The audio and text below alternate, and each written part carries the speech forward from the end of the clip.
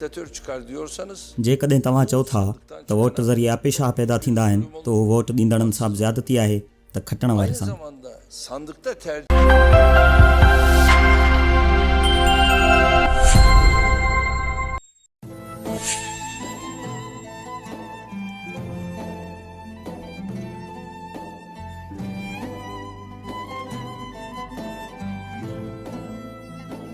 अप्रैल 2017 ईस्वी ते तुर्की में थींदड़ रेफरेंडम खां पोइ तुर्की जा माण्हू लॻभॻि ॿिनि हिसनि में विरहाइजी विया आहिनि। अधु तुर्क मुस्तफ़ा कमाल अतातुर्क वारे सेक्युलर मुल्क जी घुर करे रहिया आहिनि, जॾहिं त मुल्क जो अधु हिसो हाणोके सदर रजब तैयब अर्दवान जे मज़हबी ऐं अमरानी पॉलिसियुनि जे हक़ में आहिनि। पहिरीं महावारी जंग में जर्मनी ऐं तुर्की जे ओलह जे इतिहादिन हथां शिकस्त ते 700 साला सल्तनत उस्मानिया जो ख़ात्मो थियो ऐं सल्तनत उस्मानिया जा वॾा इलाइक़ा फ्रांस, रूस ऐं बर्तानिया जे कब्ज़े में आया। तुर्की में क़ाबिज़ क़ुवतुनि ख़िलाफ़ क़ौमपरस्त फ़ौजी जनरल मुस्तफ़ा कमाल अतातुर्क आज़ादी जी जंग विढ़ी तुर्की खे आज़ादी ॾियारी। इस्लामी ख़िलाफ़त जो ख़ात्मो कंदे तुर्की खे सेक्युलर अवामी जमहूरिया बनाइण जो ऐलान कयो। मुस्तफ़ा कमाल अतातुर्क पंहिंजे दौर में मज़हब खे सियासत खां अलॻि कयो, निकाह पाइण ते बंदिश विधाई, हिन मस्जिदुनि खे रियासती ज़ाब्ते हेठां आंदो, औरतुनि खे समाजी बराबरी ॾेई उन्हनि खे आज़ादी ॾिनी। कमाल अतातुर्क जे सेक्युलर पॉलिसियुनि सबबि तुर्की नेटो जो हिसो थी वियो,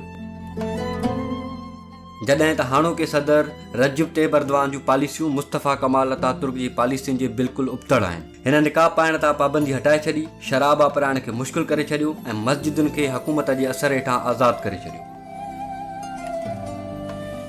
अतातुर्क तुर्की खे सेक्युलर मुल्क रखण जी ज़िम्मेवारी फ़ौज जे हवाले कई ऐं जॾहिं बि तुर्की जे हुक्मराननि मज़हबी सियासत खे हथी ॾिनी त फ़ौज उन्हनि जो तख़्तो ऊंधो कंदी रही ऐं तुर्की जी आज़ादी खां पोइ 4 दफ़ा फ़ौज हुकूमत केराए छॾियूं।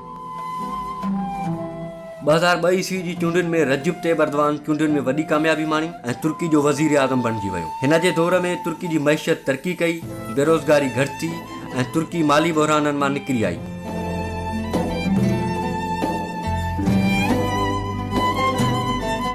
अर्दवान जे दौर में तुर्की जी मुआशी तरह सगारो थी वञण सबबि हिन खे यूरोपीय यूनियन में शामिल थियण जी आश थी, जंहिं सबबि अर्दवान जी मक़बूलियत में बेहतर इज़ाफ़ो थी वियो।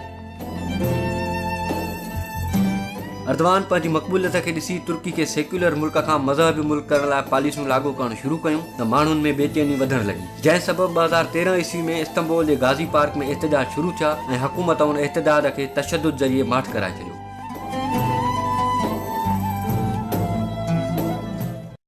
2004 ईस्वी जी चूंडुनि में अर्दवान सदर चूंडिजी वियो, जंहिंखां पोइ केतिरनि ई सहाफ़ियुनि खे गिरफ़्तार कयो वियो, माण्हुनि जी आज़ादी ख़तमु कंदो वियो, जंहिं सबबि ॿीहर तुर्की जे माण्हुनि में बेचैनी वधणु लॻी ऐं 2016 ईस्वी में फ़ौज अर्दवान हुकूमत केराइण जी कोशिशि कई, पर हिन दफ़े फ़ौज खे कामयाबी न मिली ऐं मार्शल लॉ जी कोशिशि नाकाम थी वई।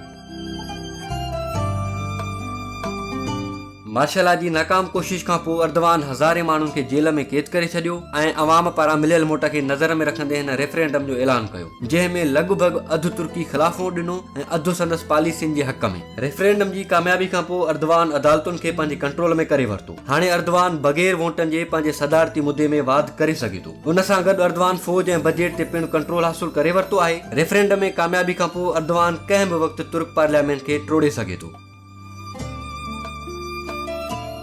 रेफरेंडम खां पोइ सियासी तजिया निगारनि जो ख़्यालु आहे त तुर्की हाणे मुस्तफ़ा कमाल वारो सेक्युलर ऐं जमहूरी मुल्क नाहे रहियो। अर्दवान तरफ़ां अख़्तियार कयल पॉलिसियूं मुल्क ऐं तुर्क क़ौम जे अबे मुस्तफ़ा कमाल जे ख़्याल जे बरअक्स आहिनि।